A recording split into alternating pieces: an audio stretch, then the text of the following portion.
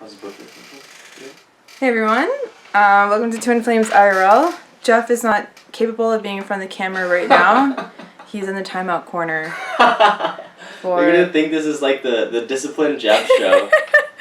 No, it's just you said something that was it was not nice. So I said, well, maybe it's just me in front of the camera today. All right, you guys want to see Jeff? Oh, hello. This is Jeff. Yes. Yeah. I am here. I don't have anything to say, but I'm here. Yep, I'm gonna go back to this now. Right, so am I. So, this should probably be a fairly quick video. You'll know by the time. 20 minutes later. What's quick for me is long for some people. No, I'm just kidding. I wanted to talk about a thought that a lot of us have who are in the spiritual community or even the religious community. And this is the topic of, well, is it appropriate to pay for spiritual services?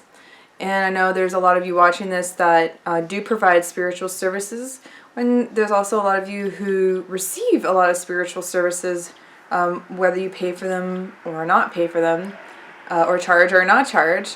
I've been in the spiritual services sector for well over 5 years, starting when I got attuned with Reiki. And, it's been something that I've battled with for a good couple of years about, do I ask for money for giving of myself? And here's a quick answer: yes. A resounding hell yes. And here's why. For a lot of people, it may not be appropriate for some people to charge. That's okay. They have their own desires. They have their own prerogatives. I had a spiritual teacher for 2.5 years before she passed away who did not charge me, and we worked very close and intimate with each other doing our deep, she was helping me do my deep spiritual work and teaching me a lot of her tools that she had, spiritual tools and knowledge, which was worth its weight in gold. It's like hanging out with Jesus. He was just pouring out all this knowledge. And you're like, oh my gosh, what can I give you in return? And this is where I believe it is appropriate for many of us to receive compensation for the energy that we give out. I think there's this idea that you're not spiritual if you're charging money, that it comes from ego. Well, guess what? Money didn't come from ego, and money didn't come from God. It came from man as a tool of exchange of energy.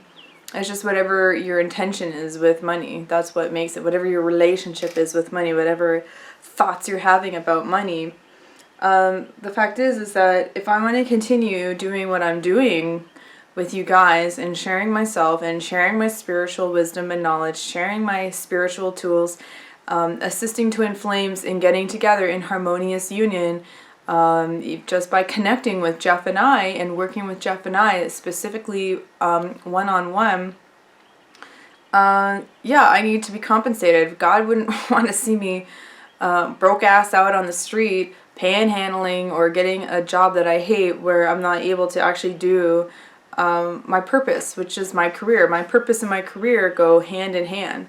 Obviously, same with Jeff. It may not be true for everyone. Not everyone's purpose and career aligns, and that's okay.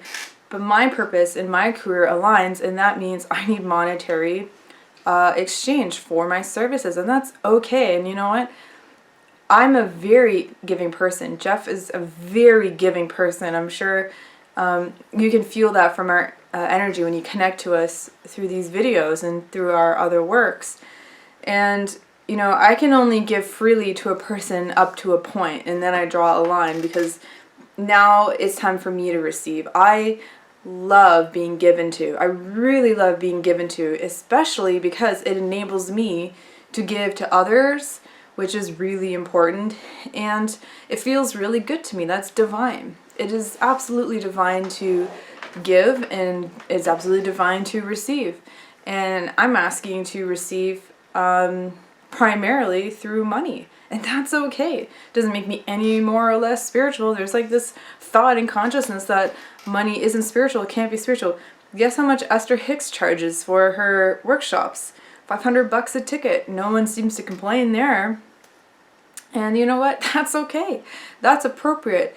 Why? Because she is sharing an enormous wealth of energy and wisdom to help move humanity forward and to help an individual point of consciousness move forward in their journey and grow. And what is that worth? What's that worth to a person? I would have given every last cent I had to my spiritual teacher if she were open to receiving money. But you know what? I gave to her in many other different ways. There was a different exchange of relationship. Her being in my presence was very healing for her. She was about 40 years older than me. She was an older woman, living alone. And she just wanted someone whom she could cook for, which was great when I'd come over. There's always a nice meal. And someone who would watch movies with. And I loved watching movies. I loved watching movies with her. And of course, we'd have a lot of spiritual discussions. And someone whom she could teach and impart her wisdom and knowledge. That was really important for her.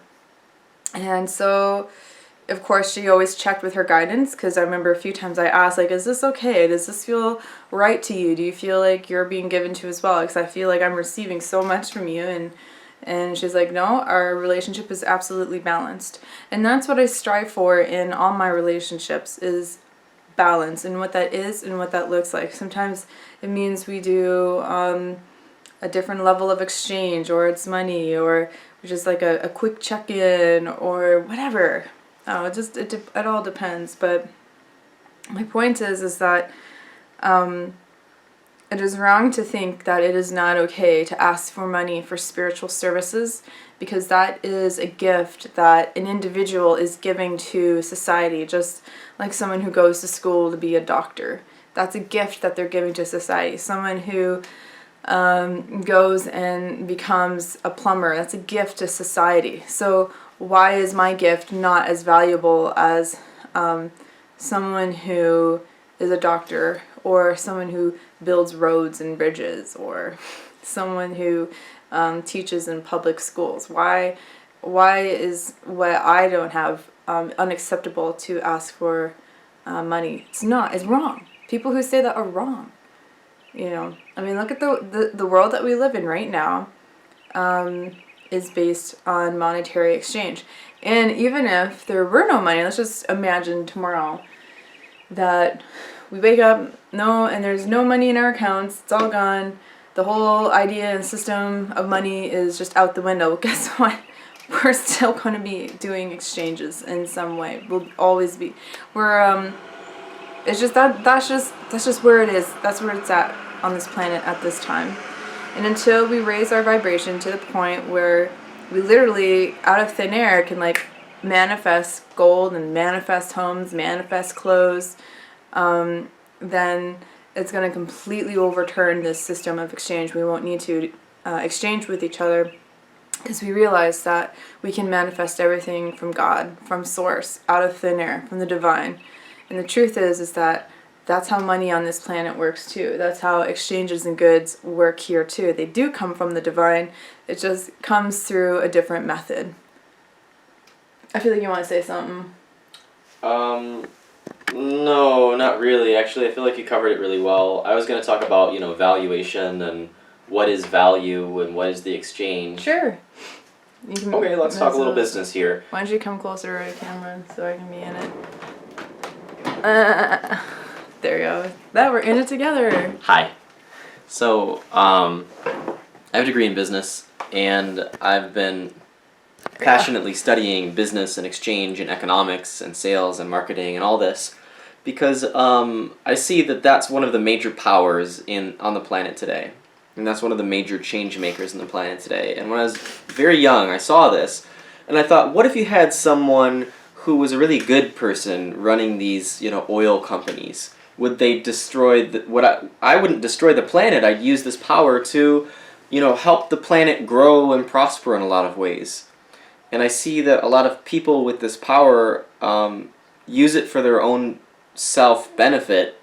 Self-interest. Self-interest, and not for the benefit of the whole. Yeah. And I also see that the way that the world can really work, if we choose to on an individual level, the more that you give to the planet for the benefit of all, the more that you benefit yourself, and the more the planet benefits. Here's how. We're providing a spiritual service. It has a particular value to it. And we all, as a collective humanity, decide, well, Jeff and Shaleia's time is worth this much. Their courses are worth this much. Their books are worth this much.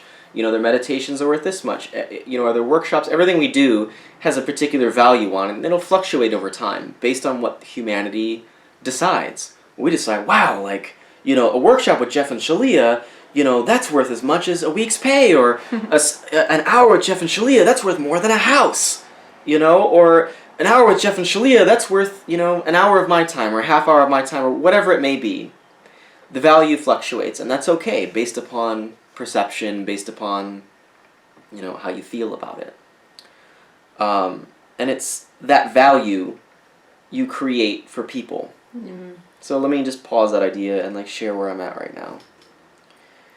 If you go around the planet creating value for others from a place of your heart, and this is what you desire to do with your life, this is your purpose, you want to make the planet better in this way, and you share that in the form of value, well, when you're sharing that value, you should receive value in turn.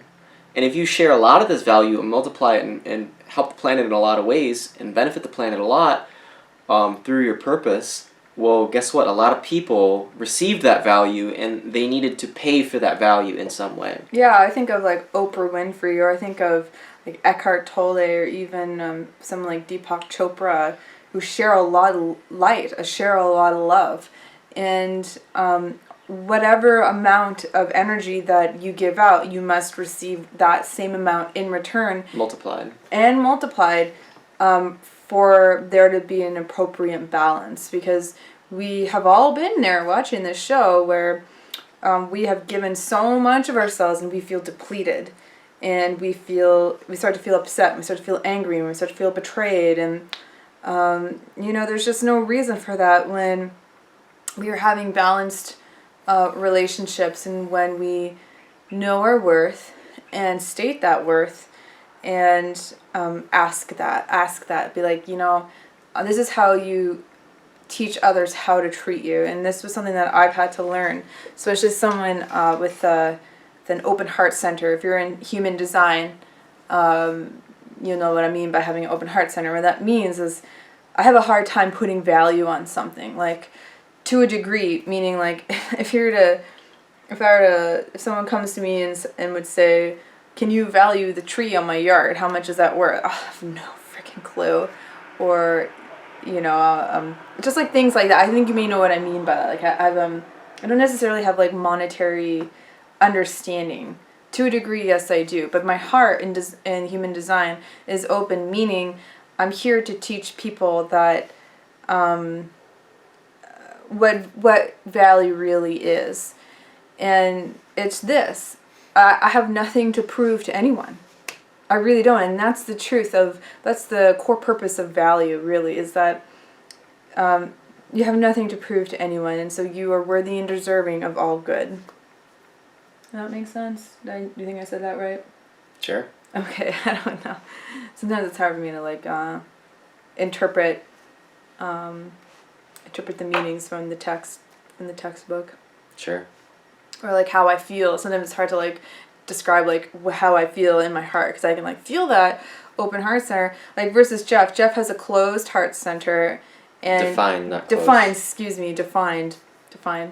And he is very good at putting value on our products, on our services. Very good at understanding and knowing appropriate exchange and deals and relationships, and he does it from a place of a win-win. And I like that about Jeff, and because I'm the same way, I don't like this win and lose deal. I think it has to be win-win for everyone in order for it to feel really good, for it to feel divine. So that's what we do. We have a divine business. We make divine deals. We create divine products, and we, I don't know. It feels really good to be in that position, and by making these choices that we have. So as you're sharing your value with the world through your purpose and through what feels really good to you, you're saying, if you desire to have this, you must also give. And A Course in Miracles teaches to have all, give all to all, which means always be in a place of expressing yourself. Like you are the universe, you are everything, you are love. And when you express and share that love, others get to receive that, and in turn, they reflect back their love to you. Yeah, in A Course in Miracles, it says, there's no difference between having and being. If you want to have love, you must be love. If you desire to have wealth, you must become wealth by serving wealth consciousness. And it's the same for love. And that's what we're teaching, and that's what we're doing. Cool. Yeah. Well, thanks for joining us. And don't forget to check, like, subscribe. We'll see you in a new video. Subscribe.